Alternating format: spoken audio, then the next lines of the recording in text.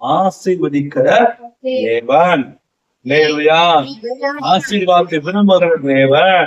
அல்லேலூயா. வானம் ஆசீர்வாதமா இருக்குன்னு சொல்லி தேவன் விரும்புகிறார். ஆமென் சொல்லுங்க. அல்லேலூயா. அல்லேலூயா. தேவன் ஆசீர்வதிக்கிறார். நம்ம ஒரு கேள்வி வரும், ஆசீர்வாதத்துக்காக நம்ம உபவாசம் போட்டு ஜெபிக்கலாமா? ஆசீர்வாதத்துக்காக ஜெபம் பண்ணலாமா? அல்லேலூயா. அல்லேலூயா. நம்ம எல்லாம் நினைச்ச உண்மைக்குரிய ஆசீர்வாதத்தை மட்டும் மைண்ட்ல வச்சுட்டு நம்ம நினைக்கிறோம்.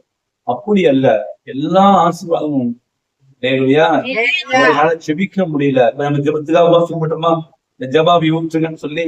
அல்லேலூயா. ஏன்னா உயிரே வானத்தில் வரக்கூடிய ஆசீர்வாதம்.